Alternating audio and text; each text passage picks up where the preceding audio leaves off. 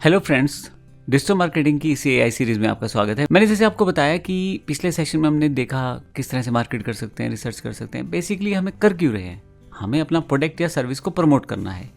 तो इस सेशन में बात करेंगे क्या क्या जानकारियाँ आपको चाहिए अपने प्रोडक्ट या अपनी सर्विस को सामने रखने के लिए क्लाइंट के। कैसे आप तय करेंगे कि कौन सी चीज़ें चाहिए, कौन सी चीज़ें नहीं चाहिए, चाहे आपका पास प्रोडक्ट है या आपके पास सर्विस है। तो सबसे पहले एनालाइज योर प्रोडक्ट फीचर्स। आपको पता होना चाहिए आपके प्रोडक्ट के फीचर्स क्या हैं। जैसे मान लीजिए मैं कोर्स बेचता हूँ, तो मुझे पता है कि मेरी डिजिटल मार्केटिंग वाले कोर्स के अंदर क्या क्या चीज़ें हैं। या मान लीजिए मैंने MS ऑफिस का कोर्स तैयार किया है, तो कौन सी चीज़ें हैं उसके अंदर, कौन सा सिलेबस मैंने कवर किया है, कितना सिलेबस कवर किया है, कितने घंटे का कोर्स है। तो प्रोडक्ट फीचर आपको पता होना चाहिए। वैसे एग्जाम्पल के तौर पर अगर आप शैम्पू बेचते हैं एग्जाम्पल, तो आपको पता होना चाहिए कि वो हर्बल है या वो मेडिसिन बेस पे है या वो किस चीज़ के लिए यूज़ हो रहा है, किसको फ़ायदा होगा उसका। ये सब जानकारी आपके पास होनी चाहिए। कौन से इंटीग्रेंट्स हैं या कितना यूज़ करना है, वो सब चीज़ें आप अपनी तरफ से बेहतर तरीके से बता सकते हो। तो सबसे पहले इंपॉर्टेंट है प्रोडक्ट फीचर्स की जानकारी होना। दूसरा इंपॉर्टेंट पॉइंट है USP, यूनिक सेलिंग पॉइंट। बड़ा इंपॉर्टेंट फैक्ट है। यूनिक सेलिंग पॉइंट का मतलब ये है कि आप जब अपने प्रोडक्ट को बड़े अच्छे से पहचान लेते हैं, तो आपको पता रहता है ये चीज़ जो सिर्फ मेरे ही प्रोडक्ट में है, उसको हम कहते हैं यूनिक सेलिंग पॉइंट। जैसे एग्जांपल, मैं डिजिटल मार्केटिंग का एक कोर्स बनाता हूँ अगर, तो उसमें कोई ऐसा टॉपिक या ऐसा कंटेंट ऐड कर देता हूँ जो बाकी कोर्सेज में नहीं है, तो दैट इज़ माय USP। इसी तरह से आप शैम्पू बनाते हैं, उसमें कोई ऐसा इंटीग्रेंट ऐड कर देते हैं जो कि बाकी शैम्पूस में नहीं है, वो आपका USP है। तो इस तरह से हम लोग USP पॉइंट्स को ढूंढते हैं और उन्हें सामने रखते हैं। अंडरस्टैंड द टारगेट ऑडियंस, वो पहले भी हम डिस्कस कर रहे थे कि आपको पता होना चाहिए बेचना किसको है। हमें जिसको बेचना है उसके बारे में पहले से स्टडी किया जाना चाहिए, तभी तो आप कामयाब होंगे। नहीं तो मार्केट करते हुए, तो अब मान लो 1000 लोग हैं ऑनलाइन, तो आप 1000 लोगों को मार्केट करें, उनमें से आपके प्रोडक्ट लेना ही कोई नहीं चाहता। अब वो लोगों को ऐड दिखा के कोई फ़ायदा नहीं होगा। तो टारगेट ऑडियंस पता होना चाहिए हमें, ऐड किसको दिखानी है, उसको कहते हैं टारगेट ऑडियंस। स्टडी कंपटीटर्स, पिछले सेक्शन में हमने बात की। अपने आसपास के लोगों, अगर आप ऑफलाइन बिजनेस करते हैं और ऑनलाइन करते हैं, तो आसपास की वेबसाइट्स या बाकी प्लेटफॉर्म जहाँ पे ये प्रोडक्ट बिकता है, जैसे अमेज़ॉन, फ्लिपकार्ट, जहाँ भी इस तरह का प्रोडक्ट बिकता है, वहाँ पे जाके कंपटीटर्स की इन्फॉर्मेशन गैदर करें। जो कस्टमर हैं वहाँ जिन्होंने परचेज़ किया, उनके फीडबैक्स देखें, उनके रिव्यूज़ देखें। इस तरह की जानकारी आप लें तो आपको आइडिया हो जाएगा। फिर इंपॉर्टेंट पॉइंट ये है कि जो कस्टमर है, जो फ्यूचरिस्टिक कस्टमर है या जो पहले ले चुका है, उसका आप बैकअप सिस्टम तैयार रखें, जहाँ से फीडबैक ज़रूर लें, ताकि वो आइडिया होता रहे आपको कि आपका प्रोसेस कैसा चल रहा है।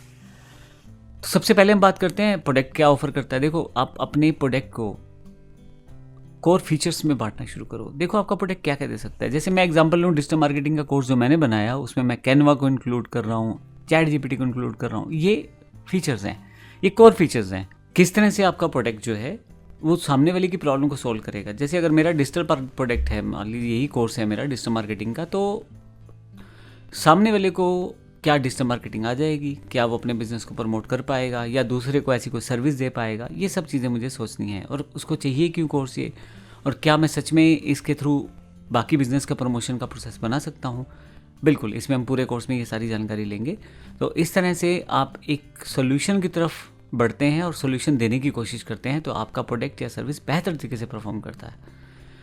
आप फीचर्स को कैटेगराइज कर सकते हैं, प्राइमरी और सेकेंडरी। प्राइमरी वो जो सभी दे रहे हैं लगभग, मेन फीचर्स। जैसे अगर आपको मोबाइल बेचना है, तो बैटरी कितने एम्पेयर की है, स्क्रीन कितनी बड़ी है, आपके पास कितने सिम वो अटेंड कर लेगा, तो ये सब चीज़ें प्राइमरी में आ गई। सेकेंडरी में आप उसका एक्स्ट्रा कैसे दे रहे हैं, जैसे कि कोई हेडफोन आप साथ में देना चाह रहे हैं। मैंने पहले भी बताया USP बड़ा इंपॉर्टेंट पॉइंट रहता है, यूनिक सेलिंग पॉइंट। आप देखें कंपटीटर्स क्या नहीं दे रहे, सामने वाला क्या नहीं दे रहा। मान लो मुझे सेम कोर्स डिजिटल मार्केटिंग बहुत सारे लोग दे रहे होंगे, मैं विद AI देना चाह रहा हूँ, शायद थोड़ा सा बेहतर करके। अब वहाँ पे सामने वाला क्या नहीं दे रहा हो, क्यों ना मैं उसको भी इंक्लूड कर लूँ, तो मेरे कोर्स की वैल्यू बढ़ जाएगी। इस तरह से अगर आपका कोई प्रोडक्ट है, जैसे मान लीजिए आपको मोबाइल देना है, तो सामने वाला क्या नहीं दे रहा उसको आप इंक्लूड करें और बेहतर तरीके से उसे बेचना शुरू करें, और उस पॉइंट को आप सामने रखें, जिससे कि कस्टमर जो है वो आसानी से वो आपके पास जुड़े। इसमें बहुत सारे एग्जांपल है, जैसे अगर आप फास्ट डिलीवरी देते हैं, एक्सक्लूसिव कुछ कंटेंट दे देते हैं, या कुछ टेक्नोलॉजी वाइज कुछ इंपॉर्टेंट पॉइंट कर देते हैं, तो वहाँ पे लोग आपसे इंप्रेस होते हैं और आपके प्रोडक्ट की तरफ चलते हैं। हर चीज़ शुरू से करने की ज़रूरत नहीं है, आप अपने कंपटीशन से सीखें, देखें वो लोग क्या कर रहे हैं, प्रोडक्ट फीचर्स किस तरह से हैं उनके, आप किस तरह से आप उन चीज़ों को वर्कआउट कर सकते हैं, उनकी स्ट्रेंथ और वीकनेस को वर्कआउट करें। इसके लिए मैंने पहले शुरू में बताया कि इसके लिए करना कुछ नहीं है, आप उनकी वेबसाइट्स को देखें, उनके रिव्यूज़ देखें, गूगल पे, फेसबुक पे अगर कुछ कमेंट्स वगैरह हैं तो वो देखें, ताकि पता लगे आपको कि कंपटीशन जो आपका बिजनेस कर रहा है उसकी क्या कमियां हैं या क्या खामियां हैं। कई बार ऐसा भी होता है कि आप उनसे सीखते हैं और अपनी चीज़ों को पहले से बेहतर बना लेते हैं। कस्टमर का फीडबैक ज़रूर पिक करें, जैसे हमने पहले भी बात की, रिव्यूज़ हैं, अपने प्रोडक्ट को दिखाएं उन्हें, उनका रिव्यूज़ लें। मेरे 3 प्रोडक्ट हैं, मान लीजिए 3 शैम्पू हैं, तो मैं सामने वाले कस्टमर को बोलूँ आप देखें कौन सा बेहतर लग रहा है। अब 3 शैम्पू हैं, अब उनमें से एक सबसे ज़्यादा बेहतर पसंद आया लोगों को, तो क्यों ना मैं उसकी सेल्स ज़्यादा प्रमोट करने की कोशिश करूँ, क्योंकि उसका फीडबैक मेरे पास है।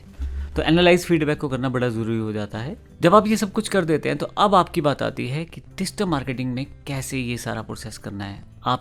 अब आपको पता है आपका प्रोडक्ट क्या है, अब आपको पता है कि आपकी सर्विस क्या है, अब आपको जानना ये है कि अगला स्टेप क्या होगा। मान लीजिए मैं शैम्पू बनाता हूँ तो मेरे पास बोतल आ गई बन के, अगला स्टेप क्या है। या मैं कोर्स बनाता हूँ तो कोर्स तो मैंने रिकॉर्ड कर दिया, अगला स्टेप क्या है। तो कोर्स या शैम्पू या कोई भी प्रोडक्ट अगर आप बेचना चाहते हैं तो अब यहाँ से आपको क्या क्या चाहिए। सबसे पहले सोशल मीडिया, आपको यूएसपी है या इम्पोर्टेंट पॉइंट्स है, सब की सब चीज़ें सोशल मीडिया पर ज़रूर डालें। वेबसाइट चाहिए, वेबसाइट एक ऑनलाइन प्लेटफॉर्म जिसमें आप हर एक इन्फॉर्मेशन को रख सकते हो, जिससे कि एक ऑनलाइन प्रेजेंटेशन, कैटलॉग या इन्फॉर्मेशन पार्ट की तरह कि लोग आएँ, देखें और समझें कि आपका प्रोडक्ट है क्या। क्योंकि आपके ऑफिस में आना बड़ा मुश्किल हो जाएगा, 50 लोग तो आ नहीं पाएंगे, इसमें आप 500, 1000 जहाँ तक चाहो आप उन लोगों तक रीच बना पाते हो। ईमेल मार्केटिंग सुनने में थोड़ा ओल्ड कॉन्सेप्ट लगता है, लेकिन आज भी बड़ा कामयाब है, क्योंकि ईमेल का पर्टिकुलर नोटिफिकेशन जाता है और वो वहाँ स्टोर रहता है आपके पास। तो अगर आप ईमेल की मार्केट करना चाहते हैं तो वो आप कर सकते हैं। इसमें हम एक कंटेंट टाइप करते हैं और उसको सबको भेजना शुरू कर देते हैं, पुराना क्लाइंट हो या नया क्लाइंट हो। इसकी जानकारी मैं अभी आने वाले सेशन में आपको दूंगा। ईमेल मार्केटिंग का एसईओ, सर्च इंजन ऑप्टिमाइजेशन, पहली बार ये वर्ड आया है।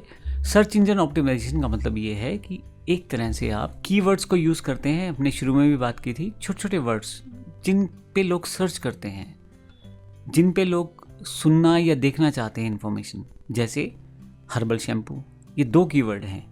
तो अगर ये 2 कीवर्ड आपकी वेबसाइट, सोशल मीडिया प्लेटफॉर्म्स अलग अलग जगह पे रहते हैं तो कहीं ना कहीं गूगल उनको ढूंढेगा और कस्टमर आपके पास डाइवर्ट होगा आपकी वेबसाइट पे। तो एसईओ करना ज़रूरी है। हम आने वाले सेशंस में हर चीज़ देखने वाले हैं, कैसे आप एसईओ करेंगे, किस तरह से काम करेंगे, हर चीज़ हमारे पास अवेलेबल हो जाएगी। तो आप अपने प्रोडक्ट की फाउंडेशनल और इफेक्टिव मार्केटिंग करने के लिए बड़ा बेहतर है कि पहले आप उसे समझें, प्रोडक्ट को अपनी जो कस्टमर की नीड्स है उसके अकॉर्डिंग मैच करवाएं। कस्टमर कुछ और चाहता है, आप कुछ और बना लेते हैं, फ़ायदा नहीं होगा।